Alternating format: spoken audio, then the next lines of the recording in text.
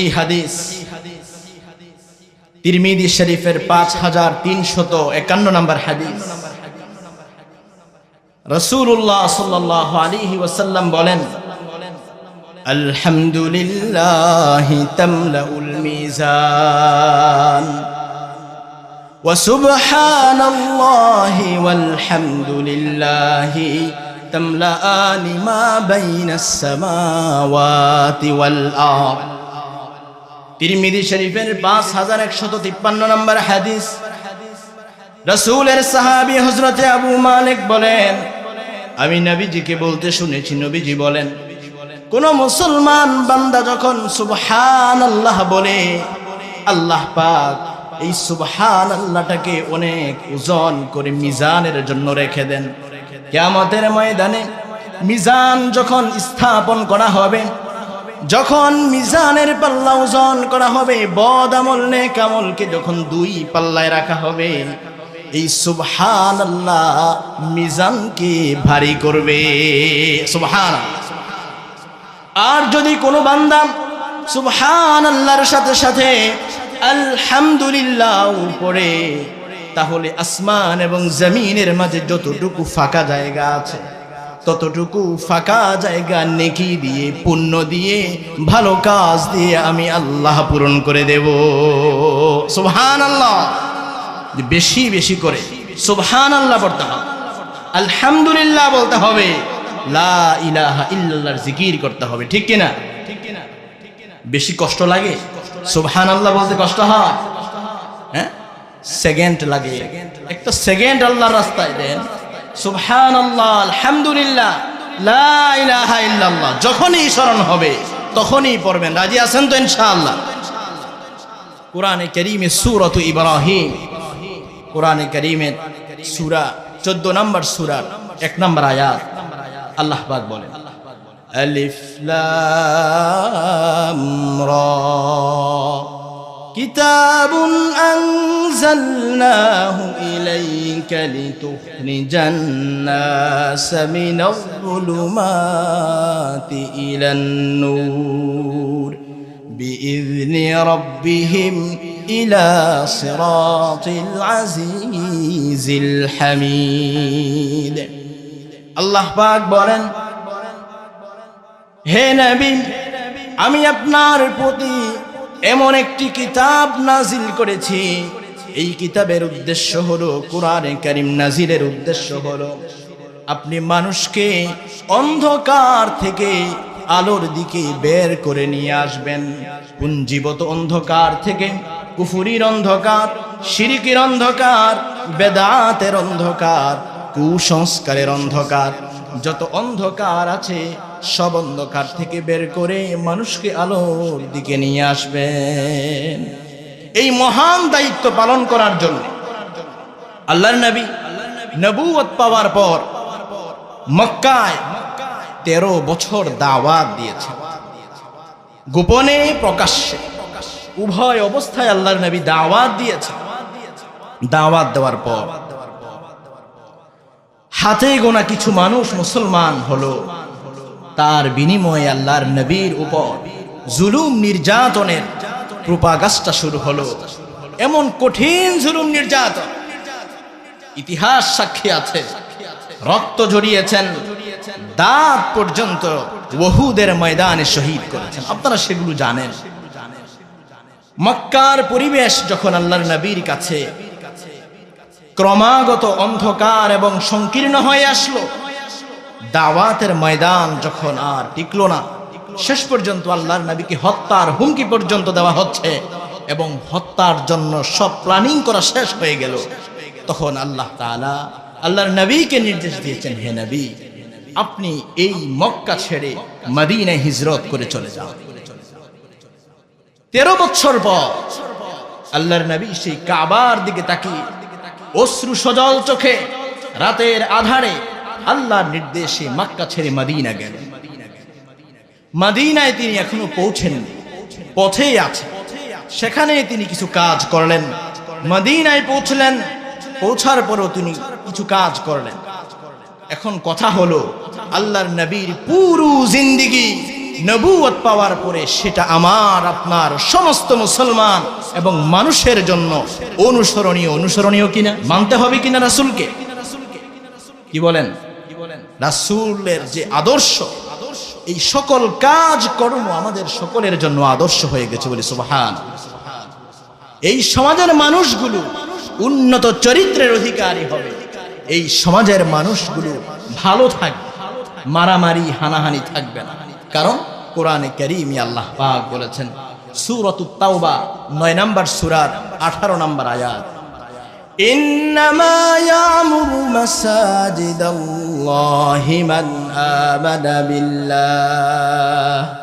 মান আমানা বিল্লাহি ওয়াল ইয়াউমিল আখির ওয়া আকামাস সালাতা ওয়া আতাজ যাকাহ ওয়া লাম ইয়াখশা ইল্লাল্লাহ। আল্লাহ পাক বলেন, মসজিদ আবাদ করবে ওই সমস্ত লোকেরা যারা আল্লাহর প্রতি এবং আখিরাতের প্রতি ঈমান রাখে। 2 নাম্বার, যারা নামাজকে পছন্দ করে ভালোবাসে, নামাজ কায়েম করে। 3 নাম্বার, যারা যাকাত দেয়, মাল সম্পদ আছে, যাকাত আল্লাহর জন্য আদায় করে। 4 নাম্বার, ওয়ালাম ইয়াখশা ইল্লাল্লাহ, আল্লাহ তাআলা ছাড়া কাউকে ভয় করে না। এই 4টি গুণ যাদের মধ্যে থাকবে, মসজিদ তারা আবাদ করবে। অর্থাৎ যারা মসজিদে আসবে তাদের মধ্যে এই ভালো গুণগুলো থাকবে। কুরআনে কারীমে আল্লাহ পাক নামাজ সম্পর্কে আরো বলেছেন। 29 নম্বর সূরা কুরআনে কারীমের 45 নম্বর আয়াত আল্লাহ বলেন, ইন্নাস সালাতা তানহা আনিল ফাহশাই ওয়াল মুনকার ওয়া লাযিকরুল্লাহি আকবার। নিঃসন্দেহে নামাজ, নিশ্চয় নামাজ মানুষকে অশ্লীল কাজ থেকে, মন্দ কাজ থেকে বিরত রাখে এবং আল্লাহ তাআলার জিকির এবং স্মরণ সবচেয়ে বড় দামি, সবচেয়ে বড়। তাহলে নামাজ অশ্লীল কাজ থেকে, অন্যায় কাজ থেকে বিরত রাখে কিনা? কোরআনে কারীমে আল্লাহ তাআলা বলছেন, সূরাতুল আনকাবুত 29 নম্বর সূরা আয়াত নম্বর 45, আল্লাহ তাআলা বলেন, যারা নামাজ পড়ে, নামাজের প্রতি যত্নবান হয়, আল্লাহ পাক তাদেরকে নামাজের বদৌলতে খারাপ কাজ থেকে বিরত রাখে। তাহলে এখন অনেক এমনও আছে সমাজে, বলবেন যে নামাজ পড়ে আবার গুনাহ করে। আমাদের নামাজ তো আমাদেরকে গুনাহ থেকে বাধা দিচ্ছে না, আছে কি না? কি বলেন? নামাজি কিন্তু গুনাহ করে নাই সমাজে? হ্যাঁ, এটার জবাবে আয়াতের মধ্যেই আছে। আল্লাহ বললেন একই আয়াত, নামাজ অন্যায় কাজ থেকে, অপরাধ কাজ থেকে বিরত রাখে, তবে ওয়ালা যিকরুল্লাহি আকবার, আল্লাহর জিকিরটা বড়। আল্লাহর জিকির বড়, এর অর্থ কি? নামাজ শুধু মসজিদে গিয়ে আদায় করলে হবে না, সেই শিক্ষা অন্তরে ধারণ করে বাকি 5 ওয়াক্ত নামাজের বাইরে যত সময় তুমি বাহিরে থাকো, বাজারে থাকো, বাসায় থাকো, অফিসে থাকো, যেখানেই থাকো না কেন, আল্লাহর জিকির তোমার কলবে, জবানে থাকতে হবে। আল্লাহ আছেন এই বিশ্বাস এবং আল্লাহ দেখছেন এই বিশ্বাস তোমার মধ্যে থাকতে হবে, ঠিক কিনা? তাহলে যখন আপনি গুনাহ করার মন চাবে, গুনাহ করার পরিবেশ সৃষ্টি হবে, তখন আপনার দিলে আসবে আল্লাহকে স্মরণ হয়ে যাবে। আল্লাহকে স্মরণ হলে গুনাহ করতে মন চাবে না, কারণ আল্লাহর ভয় তখন আপনার মধ্যে কাজ করে। কিভাবে আমি গুনাহ করি?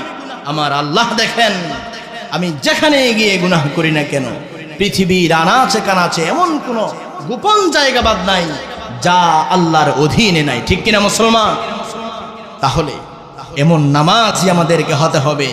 নামাজ পড়লাম, মসজিদ থেকে বের হয়ে গীবত, শিকায়াত, খারাপ লেনদেন, অন্যের পিছু লাগা, এই নামাজ কোনোদিন আপনাকে গুনাহ থেকে বিরত রাখবে না।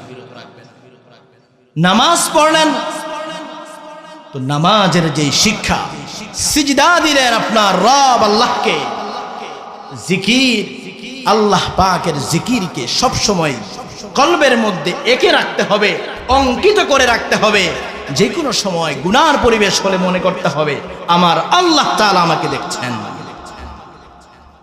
তাহলে দেখবেন এই নামাজ আপনাকে গুনাহ থেকে বাঁচাবে। তারপর নামাজটাও হতে হবে সেরকম নামাজ। সুনানে ইবনে মাজার 3351 নম্বর হাদিস, আন আব্দুল্লাহ ইবনে সালাম রাদিয়াল্লাহু তাআলা আনহু قال, নবীর সাহাবী আব্দুল্লাহ বিন সালাম বলেন, লাম্মা কদিমান নবী সাল্লাল্লাহু আলাইহি ওয়াসাল্লাম আল মদিনা ইনজাফালান নাসু কিবালা। আল্লাহর নবী যখন মদিনায় আগমন করলেন তখন মদিনার শিশু থেকে নিয়ে বৃদ্ধ পর্যন্ত সকলে আল্লাহর নবীকে দেখার জন্য ছুটে চলল। ফাজিতু ফিন নাস লিআনজুরা, আমিও সেই মানুষের দলে শামিল হলাম কি জন্য? আল্লাহর নবীর কথা তো আমি তাওরাতে পড়েছি, আমি ইহুদিদের বড় পণ্ডিত হয়ে আমি ইহুদিদের এই কিতাবের মধ্যে আল্লাহর নবীর আলামত সম্পর্কে যা বলা হয়েছে সব আমি জানি। আল্লাহর নবীর কোথায় শরীরে কি দাগটা থাকবেন, কেমন হবে তার চেহারা, বাবার নাম কি হবে, মায়ের নাম কি হবে, এ সম্পর্কে তাওরাতের মধ্যে বর্ণনা করে দিয়েছেন আল্লাহ। এই তাওরাত কিতাবের জ্ঞান আমার মধ্যে আছে। আমি আল্লাহর নবীকে দেখার জন্য উপস্থিত হলাম। فلما تبينت وجه رسول الله صلى الله عليه وسلم, আব্দুল্লাহ বিন সালাম বলেন, আবেগে আপ্লুত হয়ে তিনি বলেন, আল্লাহর নবীর কাছে গিয়ে আল্লাহর নবীর চেহারা মুবারক যখন আমার দৃষ্টি গোচর হলো, আমি যখন আল্লাহর নবীর চেহারা দেখলাম, আরাফতু আন্না ওয়াজহাহু লাইসা বিওয়াজহি কাযাব, চেহারা দেখে আমার মনে হলো যেই চেহারায় এত নূর, যেই চেহারায় এত সুন্দর, যেই চেহারা এত উদ্ভাসিত, এই চেহারা কোনোদিন মিথ্যাবাদীর চেহারা হতে পারে না। গুনাহ করলে চেহারায় বোঝা যায়, নেক ব্যক্তির চেহারার মধ্যেও সেটা ফুটে ওঠে। আব্দুল্লাহ বিন সালাম বলেন, হাদিসের বর্ণনা, যে আমি আল্লাহর নবীর চেহারা দেখার পর বুঝলাম তিনি আর যা হোক মিথ্যুক হবেন না। সুবহানাল্লাহ বলবেন না? আল্লাহর নবীর চেহারা এত গাম্ভীর্য, এত সুন্দর ছিল, শ্রেষ্ঠ সুন্দর চেহারার অধিকারী পৃথিবীতে তার মতো সুন্দর আর কেউ ছিল না। কবি কত সুন্দর করে আল্লাহর নবীর গুণ করছে। কবি, আল্লাহর নবীর একজন কবি ছিল, কবির নাম বলেন হাসান বিন সাবিত। নাম কি বলেন না, কথা বলেন মুসলমান। হাসান বিন সাবিত, হাসান, অনেকের নাম আমরা কি হাসান, এটাকে একটু করে পড়লে হাসান বিন সাবিত আল্লাহর নবীর একজন কবি ছিল। আল্লাহর নবী কবি ছিলেন না, তো মাঝে মাঝে আল্লাহর নবীর কবিতা শুনতে মন চাইলে ওই হাসান বিন সাবিতকে বলতো, কম ইয়া হাসান। একবার তো আল্লাহর নবী এত খুশি হলেন, হাসান বিন সাবিতকে বললেন, তুমি আমার এই মিম্বারে দাঁড়াও, আমি নবী যেই মিম্বারে দাঁড়িয়ে খুতবা দেই সেই মিম্বারে তুমি দাঁড়াও, মিম্বারে দাঁড়িয়ে মানুষের কাছে হিকমতের শেরগুলো বলো, ইনশাআল্লাহ আমি তোমাকে সাহায্য করব, আল্লাহ তোমাকে সাহায্য করবে, এমনকি জিবরাইল তোমাকে সাহায্য করবে। সুবহানাল্লাহ। তো যাই হোক, হাসান বিন সাবিত আল্লাহর নবীর প্রশংসা করছেন। আহসানু মিনকা লাম তারা কাত্তু আইনি ওয়া আহসানু মিনকা লাম তালিদিন নিসাউ। হে নবী, আপনার সৃষ্টি, শরীরের গঠন, চেহারা মুবারক এত সুন্দর, এত সুন্দর, পুরো পৃথিবীবাসী, আসমান জমিন আপনার চেয়ে সুন্দর চেহারা কোনোদিন দেখে নাই। এবং পৃথিবীতে যত মহিলারা বাচ্চা জন্ম দিয়েছেন, কোন মায়ের গর্ভ থেকে আপনার চেয়ে সুন্দর শিশু জন্মগ্রহণ করে নাই। খুলিকতা মুবাররাআন মিন কুল্লি আইবিন কাআন্নাকা খুলিকতা কামা তাশাউ। আ নবী, আমি হাসান বিন সাবিত আপনাকে দেখলে মনে হয় আপনি সৃষ্টি করেছেন আপনার আল্লাহ নিজ হাতে, এত সুন্দর করে, এত ভালো করে, যেন আপনি যেমন চেয়েছেন, যেভাবে করলে আপনার পছন্দ হয় সেভাবে করে আপনার আল্লাহ আপনাকে সুন্দর বানিয়েছেন বলে সুবহানাল্লাহ। আল্লাহর নবীর চেহারা মুবারক এত সুন্দর ছিল। সুনানে বাইহাকি একটি হাদিসের কিতাব, এই হাদিসের 12,297 নম্বর হাদিস। রাসূলের সাহাবী হযরতে আবু হুরায়রা, সাহাবীর নাম কি? আবু হুরায়রা, অনেকে চিনেন এই সাহাবী। عن أبي هريرة رضي الله عنه قال قال رسول الله صلى الله عليه وسلم تهادوا تحابوا। নবীর সাহাবী আবু হুরায়রা বলেন, আল্লাহর নবীকে আমি বলতে শুনেছি, তিনি বলেন, হে আমার উম্মতেরা, তোমরা পরস্পরে হাদিয়া দাও, মেহমানদারি করো। আল্লাহ রব্বুল আলামিন হাদিয়ার মাধ্যমে ভালোবাসা মুহাব্বত সৃষ্টি করে দিবে। সুবহানাল্লাহ। মেহমানদারি করবেন, হাদিয়া দিবেন, মুহাব্বত তৈরি করে দিবে কে? আল্লাহ। সমাজ গঠন, সমাজ যদি ভালোবাসা মুহাব্বত না থাকে, সমাজ টিকবে? টিকবে? সমাজ গঠনের 4 নাম্বার মূলনীতি আত্মীয়তার সম্পর্ক বজায় রাখা। খুবই গুরুত্বপূর্ণ বিষয়। কি বিষয়? গুরুত্বপূর্ণ। ছোট ছোট বিষয় নিয়ে, সামান্য উচ্চ আওয়াজে কথার কারণে, অল্প কিছু টাকা পয়সা লেনদেনের বিষয়ে এক আত্মীয় আর এক আত্মীয়র শত্রু হয়ে যায় কিনা? নাই? আছে। এর উদাহরণ দেওয়ার দরকার নাই। মুসলমান সমাজের ঘরে ঘরে, গ্রামে গ্রামে, পাড়ায় পাড়ায় চলে এসেছে, অথচ কবিরা গুনাহ। আপনার মামার সাথে ভাগিনার সম্পর্ক, চাচার সাথে ভাতিজার সম্পর্ক, খালার সাথে ভাগিনার সম্পর্ক, শ্বশুর বাড়ির সাথে সম্পর্ক, যত সম্পর্কগুলো আছে, মা বাবার সম্পর্ক তো বলাই রাখে না, সেটার কি বলবো? এটা তো অবশ্যই আত্মীয় ছাড়াও ফুফুর বাড়ি, এগুলোতে সময় পেলে খোঁজ খবর নেওয়া, সময় করতে হবে, তাদের সাথে সম্পর্ক রাখা, তাদের প্রয়োজনে তাদের সাহায্য সহযোগিতা এগিয়ে আসা, এটি আপনার ঈমানের অংশ। কিসের অংশ? ঈমানের অংশ। আপনি যদি আত্মীয়তার সম্পর্কগুলো কেটে ফেলেন, আল্লাহ পাক রহমতের দৃষ্টিও কেটে ফেলবে, আপনার হায়াত কমবে, আপনার রিজিক কমবে। বানিয়ে বলছি না, বুখারী শরীফের হাদিস, 2067 নম্বর হাদিস, বুখারী শরীফের 2067 নম্বর হাদিস। রাসূলের সাহাবী হযরতে আনাস বিন মালিক, সাহাবীর নাম কি? আনাস বিন মালিক রাদিয়াল্লাহু আনহু বলেন, আনাস বিন মালিক রাদিয়াল্লাহু তাআলা আনহু قال, নবীর সাহাবী আনাস বিন মালিক বলেন, قال রাসূলুল্লাহ সাল্লাল্লাহু আলাইহি ওয়াসাল্লাম, আল্লাহর নবী বলেছেন, মান সাররাহু আন ইউবসাতা লাহু রিজকুহু ওয়া ইউনসা লাহু ইউনসা ফি আথারিহি ফালইয়াসিল রাহিমা। ও আমার উম্মাহ, তোমাদের মধ্য থেকে কেউ যদি পছন্দ করে যে তার রিজিক আল্লাহ বাড়িয়ে দেখ, তার হায়াত আল্লাহ বাড়িয়ে দেখ, তার কর্মক্ষমতা আল্লাহ বাড়িয়ে দেখ, কেউ কোনো মুসলমান যদি এটা চায়, পছন্দ করে, তাহলে সে যেন আত্মীয়তার সম্পর্কগুলো বজায় রাখে। যদি আত্মীয় সম্পর্কগুলো ঠিক রাখে, আমি আল্লাহ ওয়াদা দিলাম, তার রিজিকে বরকত হবে, সে অভাবে ভুগবে না, তার হায়াত বাড়াবে, অকালে সে মৃত্যুবরণ করবে না। সুবহানাল্লাহ বলবেন না? কত সুন্দর হাদিস। আমরা রিজিকের পিছনে ঘুরতে ঘুরতে আর কি বল, জীবনটাই বিলিয়ে দিচ্ছি। আছে না নাই? অভাব দূর হয় না, অভাব দূর হয় না। কিভাবে দূর হবে? আপনি যে চাচা ভাতিজার সম্পর্ক নষ্ট করে ফেলেছেন, আপনি যে মা বাগিনার সম্পর্ক নষ্ট করে ফেলেছেন, নানার বাড়ির সাথে সম্পর্কগুলো নষ্ট করে ফেলেছেন, আপনার শ্বশুর বাড়ির সাথে সম্পর্কটাও নষ্ট করে ফেলেছেন। ওরা কি আপনার আত্মীয় না? আল্লাহ তাআলার ওয়াদা তো মিথ্যা নয়। রিজিক কমবে, হায়াত কমবে যদি আত্মীয়তার সম্পর্ক বজায় না রাখো। মুসলমান, আত্মীয়তার সম্পর্ক বজায় রাখবো তো ইনশাআল্লাহ। রাজি আছি মুসলমান? আল্লাহ পাক তৌফিক নসিব করুন। সকলে বলি আমিন। বুখারী শরীফের 2067 নম্বর হাদিসের বর্ণনা, আবু দাউদ শরীফের 2926 নম্বর হাদিস, 2926 নম্বর হাদিস।